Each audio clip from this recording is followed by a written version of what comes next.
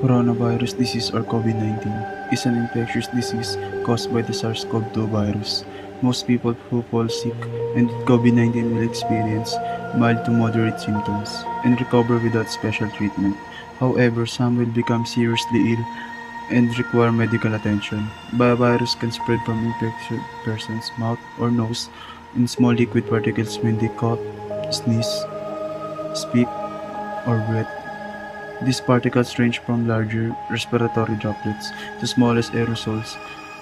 These days, going outside is not fun anymore because you have the fear of getting infected because the virus can infect you easily when you're in crowded place and even just by talking to someone and you don't know if he or she is infected and having a fear of getting symptoms such as dry cough, redness, and fever. Some people may develop more severe form of the disease, such as pneumonia. You can also be infected just by touching things, and you don't know if it is contaminated. The only thing we can do is to survive, is wear our face mask to avoid inhaling the virus. Wash our hands with soap and rinse it with water. Stay home as long as possible to keep a safe distance, and get vaccine when it's available to you. We can all survive this.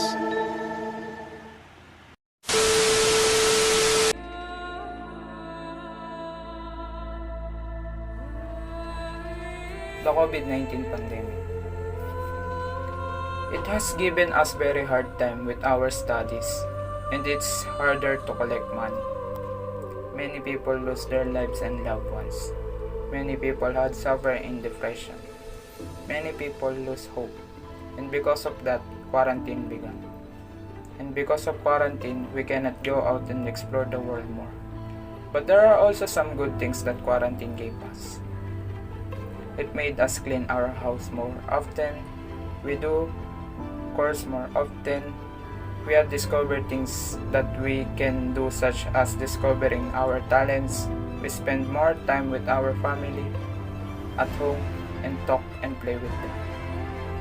It's almost a couple of years and we finally have vaccine, which I'm hoping that it will truly work and save people's lives. Do not think negatively and hope for the best. Do something that will make your life even brighter. Just like me, I discover a lot of myself and my abilities. Let us think positively and pray for God to save us. Thank you. What is the coronavirus? The SARS-CoV-2 virus is the infectious disease known as coronavirus disease or COVID-19. The impact of coronavirus in maintaining the ecosystem. The impact of coronavirus on our society and on people is enormous. Because this disease is contagious and should not be ignored but rather follow the rules of the government so as not to spread and get infected. For me, the existence of a pandemic is not only bad, it has also done good to our society, to people as well as to our ecosystem. Also, because of the pandemic, we can maintain our ecosystem. For examples, cars and trucks are prohibited and people cannot go to work. If you look, there are many bad sides, to be honest. But on the other hand, in exchange for this is the comfort of our ecosystem. For the reason that cars and factories do not emit smoke first that can cause damage to our ecosystem. Due to not going out and being locked down. Because in this way, we can keep our ecosystem healthy. And somehow, the old wealth of the world is gradually returning, even if only for a short time. Air pollution has intensified the pandemic. However, the COVID-19 lockdown and equivalent action taken by nations have also resulted in a declined economic activity. During the COVID-19 pandemic, there is a misconception that nature is taking a break from humans.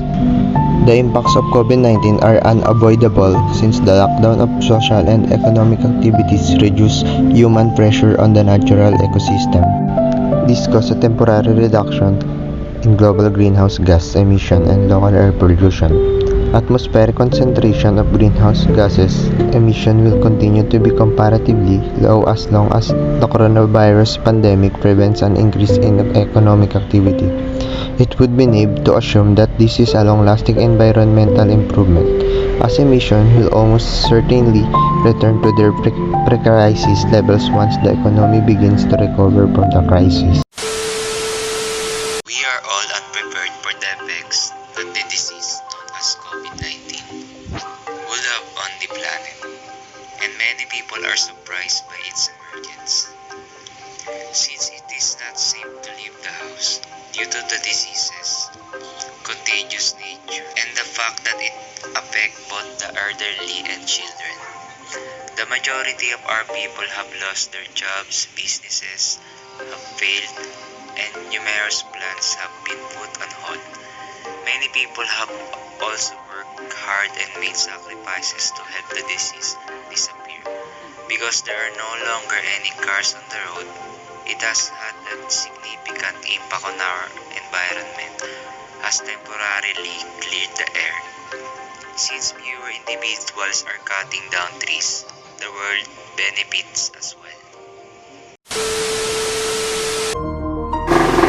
The COVID-19 pandemic affected the environment, placing a strain on the economy and all parts of human society.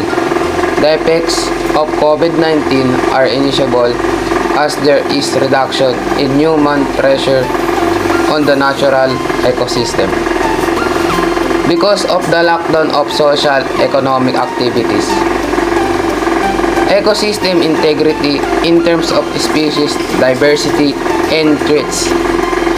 In African countries with global hotspots for biodiversity conservation, this provides a snapshot of the quickly growing situation caused by the COVID-19 pandemic.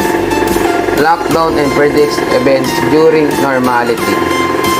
At present, essential conservation works.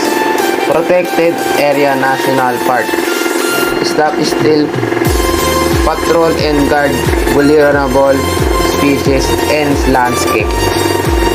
Is still going across the globe with the occurring positive effects of the pandemic. Reduce air water pollution. Short-term description in wildlife. Trafficking in ecosystem restoration. Problems such as discriminate of wildlife, resources, tourism, and revenue. Lost the staff and poor performance increase the human dependence. The COVID-19 pandemic and the lockdown and social distancing mandates have disrupted the consumer habits of buying as well as shopping. Consumers are learning to improvise and learn new habits. For example, consumers cannot go to the store, so the store comes to home while consumers go back to old habits. It's likely that they will be modified by new regulations and procedures in the way consumers shop and buy products and services. New habits will also emerge by the technology advances changing demographics and innovative ways. Consumers have learned to cope with blurring the work, leisure, and education boundaries. The COVID-19 pandemic has led to a dramatic loss of human life worldwide and presents an unprecedented challenges to public health, food system, and the world of work. The economic and social disruption caused by the pandemic is devastating. Tons of millions of people are at risk of falling into extreme poverty, while the number of undernourished people is so many. I know gold is not enough.